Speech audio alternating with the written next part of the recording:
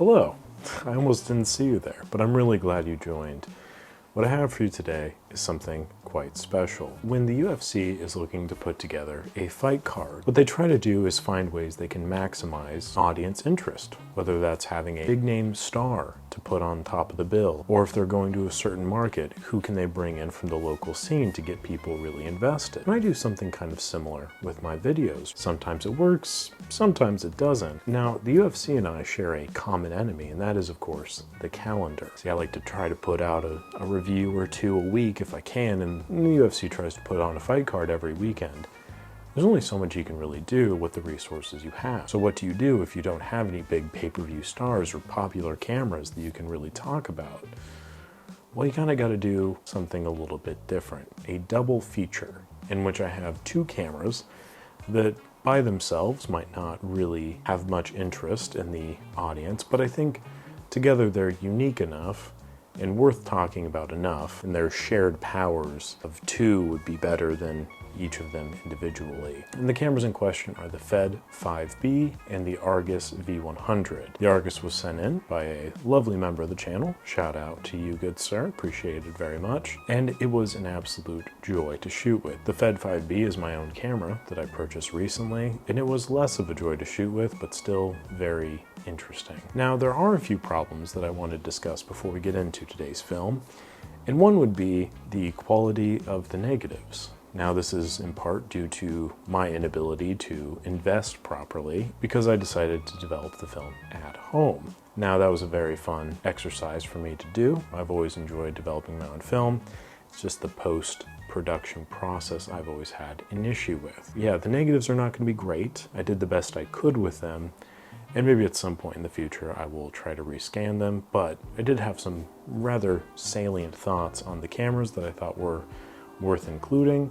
I think the Argus V100 is one of the more unique and more fun cameras that I've shot with, and I just wanted to give it a bit of a highlight. So I definitely recommend you check those out if you are looking for a small, pocketable 35mm camera with the synchronized shutter. It can be a lot of fun. The Fed 5B, though, I think is just a dumpster fire. Best to avoid, but for 40 bucks, I can't really complain too much. So, without further ado, I hope you enjoyed the video. Thank you so much for watching. Two cameras. Which one should I start with first? We'll do tails is the Fed 5B and heads is the Argus V100. Got a nickel here. Heads. I gotta say, there's a lot I really love about this camera, but one of the things I love the most is the loading mechanism. It's probably one of the more unique loading systems. I've also not shot this film before, so I'm curious to give that a rip. Good enough. You have to manually reset the frame counter. And if I do 20, then it will advance the first 2 frames and give me 18. Well, we'll just do 18. 19. We'll split the difference with 19. And then from there, it will count down for itself. So that's good there. 1660. Now this is coupled, so we'll have to separate here onto there. Get that lined up, and now we are good to go. There is a bit of a light meter, but I don't trust that. Okay, so right off the bat, the first thing I'm noticing is the vertical alignment for the rangefinder patch is a little bit off, which isn't like a huge deal. It's just gonna make the prospect of getting like sharp focus through the viewfinder a little bit tricky, but not too bad. We'll make this a short walk. Quite a lot in terms of color going on here. So, good thing I got black and white film. Let's see. I also keep finding myself wanting to look through the rewind little switch that pops up the lever, because I keep thinking that's the viewfinder. I think once you get used to shooting with it, that would probably be a lot more easy. I keep doing it.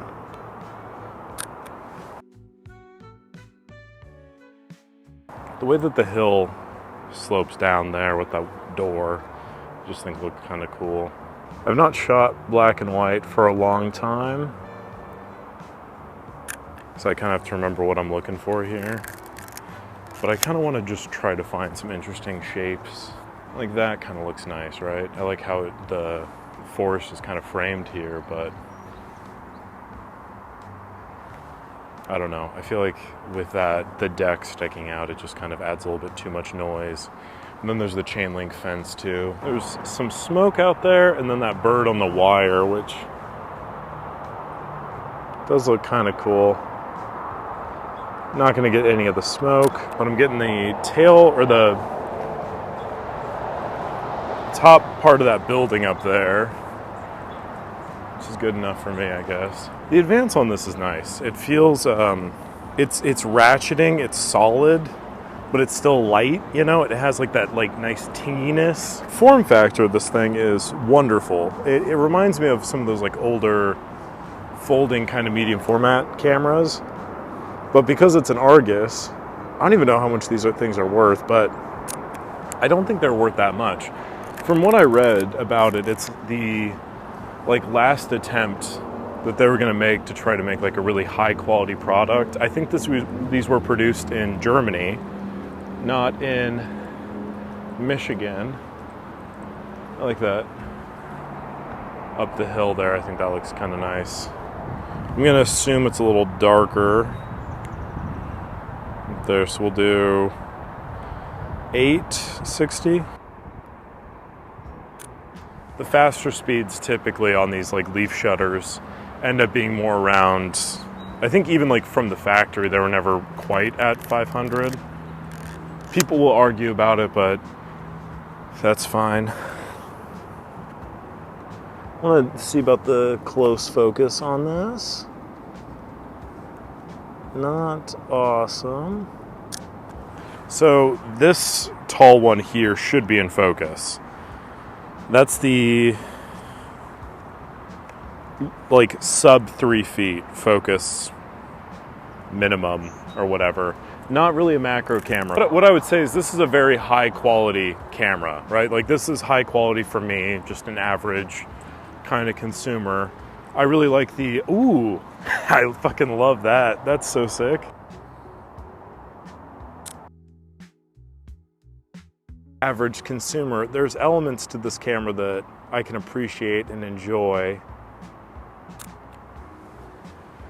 But I think like if I was a professional photographer, right, you're limited not only by the optics, it's a integrated leaf shutter into the lens, so you can't switch focal lengths. It's not particularly fast at f2. Fast enough for most things. Viewfinder's a little bit dim. There's a little bit too many finicky features about it. For instance, swapping out film on this, you have to like, the whole back kind of falls off in a way that I don't really think it should. It's a really good little walking about camera. I feel like it's just a little bit too limiting still in some of the areas that I want it to be delivering. When all else fails, just take a nondescript picture of some buildings and the sky. That's my kind of photography. Form? No. Substance? No. Storytelling? No. Random pictures of nothingness? Hell yeah.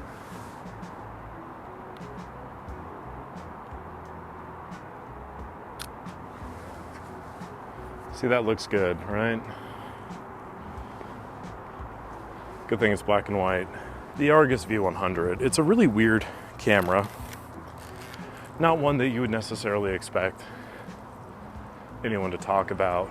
It's enjoyable, is what I will say. Like, it is a very fun and odd little camera. It's got this very large and pronounced lens system here, but it doesn't really take up that much space beyond that. It looks like somebody just kind of glued this thing on to an otherwise unassuming camera body. This is where the fun begins, because not only do we get to rewind it, but we also have to make sure that we don't rewind the film back into the canister, because we have to load it into the Fed 5B. So to rewind the camera, that pops, which this alone makes it like my favorite thing.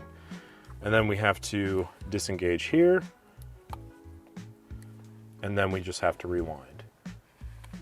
And now what I'm listening for is I'm listening for the film to come off of the sprocket.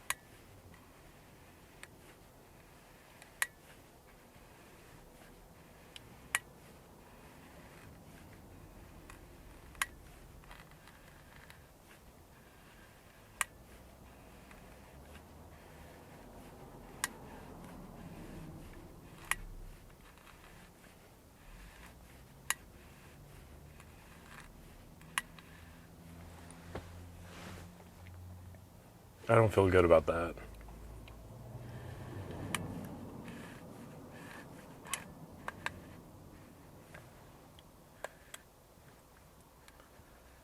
I think that's it. I think that that's it. So now what we do is we hit this up again, and this should pop up like so, and then you turn.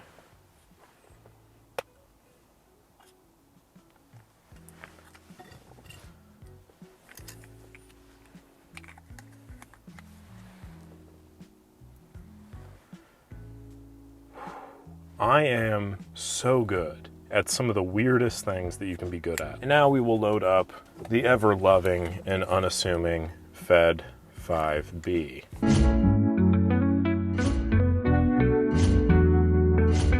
Take the bottom off here. Now, with this, you just slide the film right up into there. Don't need to even worry about it. And we need to make sure that we keep the lens cap on, and we're gonna fire through the first 18 frames. Somewhere unsafe, this would be great, because you don't have to care if somebody like steals it or whatever. But even then, like, I don't know, I just do not enjoy this camera that much.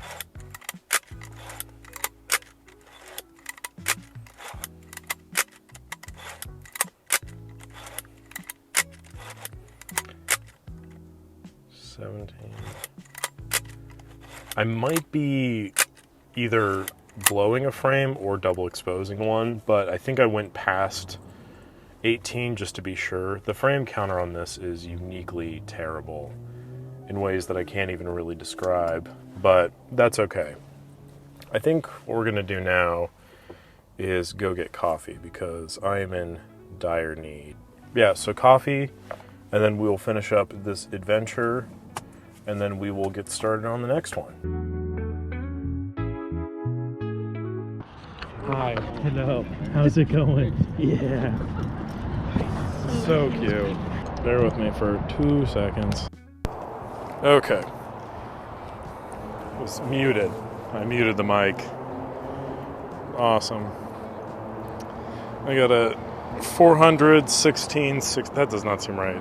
We'll do 830.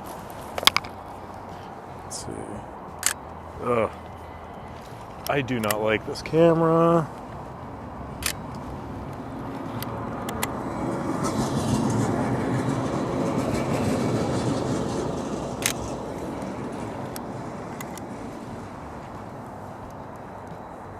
There's... Anyway, the sounds that this produces, that does not sound good at all. Beyond that, I think that the viewfinder is incredibly dim. There's a certain level of, I want to call it like Cronenberg-ism to the design features.